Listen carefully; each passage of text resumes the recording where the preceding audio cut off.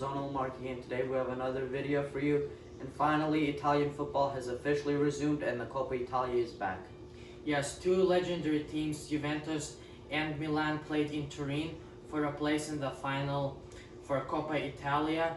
In the February, both teams drew 1-1, and then this time in the second game, still match ended as 0-0, but Juventus advanced to the final because of the away goal they scored in the first game.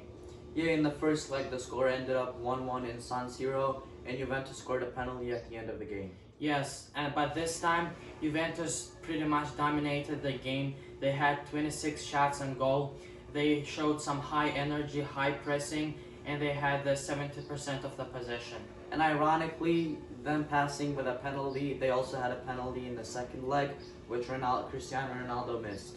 Yes, that penalty, it was reviewed by VAR.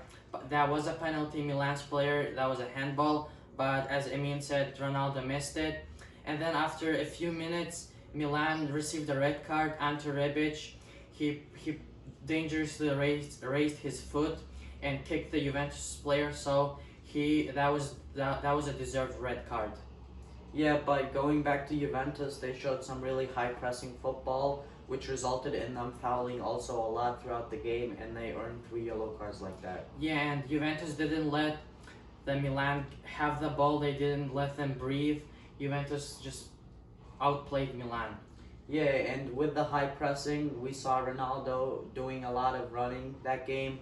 He was really active in the pressing and everything. Yep, I mean, I can say that pretty much about all the Juventus players. And then before the match at the press conference, Maurizio Sarri said, "I don't know in what shape my team is right now," but I think he was a little bit lying, because when we look in the match, Juventus, they're in the very good shape. It didn't look like there was a break. They didn't play, but they were in a very good shape. But still, AC Milan looked like they wanted to at least do something with the game, and they were really trying their best. Yeah, Milan played until the end. They tried to give a good fight. They had some chances, small chances, but still they could have used them. So yeah, and the best player for me, for Juventus in this match, was Paulo Dybala, because he was everywhere in the attack. He was creating moments. He was dribbling very well. His pass rate was very high. But then for AC Milan, the best player was definitely, without question, Gianluigi Donnarumma, because he made 6 really good saves that, we could say that Juventus should have won by a couple goals if not for him. In Milan, Conte, I think he was the worst player in this game, because he made a lot of mistakes. He would lose the ball and he would go for dangerous challenges as well. And then Milan's midfield didn't look too bad. The triangle between Bennacer, Kessie, and Çalhanoğlu, they were passing very well. And then Paqueta went up front after Rebic was suspended, and then they were just trying to create some chances. Yeah, and I think in the first half, Juventus looked better than the second half, because in the first half, Juventus had 13 shots on target, and then starting from the first minutes, Alexandro ran down the left wing until the goal, the line, and then he passed it to Douglas Costa, but he missed it narrowly. And then in the second half, Milan played much better. Milan, they played more risky. They went up front, but in the first half, Milan were more waiting for their chances. They were trying to earn a corner or a free kick and then convert that to a goal. In the second half, Milan just tried to show more a passing game. They played long balls. Yeah, and from the mental aspect of the game, we could say that AC Milan realized after the first half that they have nothing to lose, because they were already not going through because of the away goal rule. So they just thought that they'd come back and give it their all, make a couple of risky moves and maybe see what happens.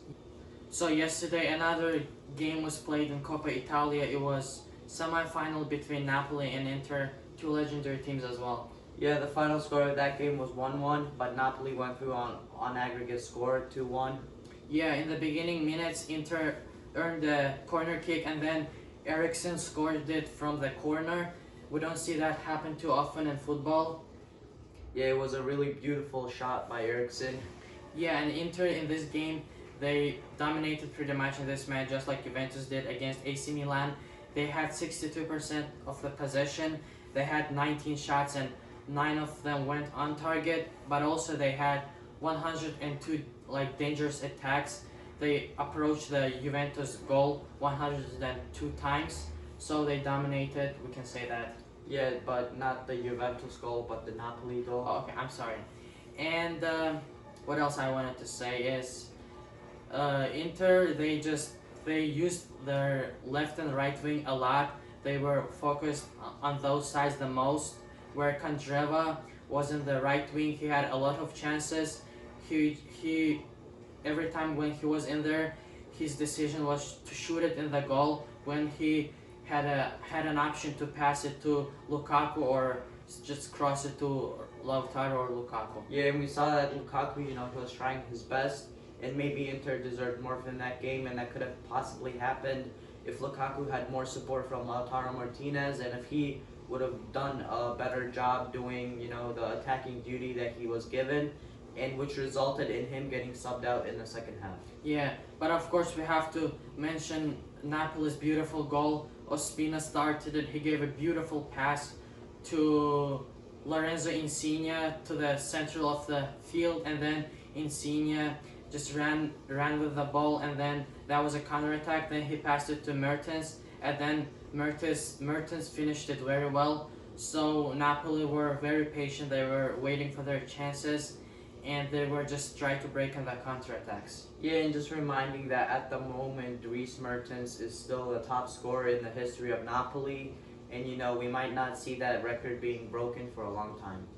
Yes, but in the final, in the final, Napoli will go up against Juventus. What are your predictions about that match? I don't think this should be too hard on Juventus because we've seen what has happened between the two teams in the past. And now looking at Juventus, they're in really good shape, and I think they're more than well capable of beating Napoli and winning the Coppa Italia. Yeah, Napoli should not be a problem for Juventus because of their squad quality, but we should not, of course, underestimate Napoli. It's a very good quality team. They will give a fight against Juventus, but my prediction is that Juventus will win the Coppa Italia. But I think Inter deserved it more yesterday because they looked better, they played a better football, but again, it doesn't matter how you win. Napoli, their tactic worked, and they advanced to the final. So yeah, guys, thank you for being with us. Today we talked about Coppa Italia, and I would like to congratulate you all that finally, slowly, football is coming back. There are some games that resumed in La Liga in Italy, so please subscribe to our channel to see more videos about these leagues, and please leave a comment down below your predictions about what you think what is going to happen in the final game. Yeah, and if you enjoyed this video, please leave a like and subscribe to the channel, and don't forget to hit the notification bell. And remember, all for football and football for all. Have a nice day. Goodbye.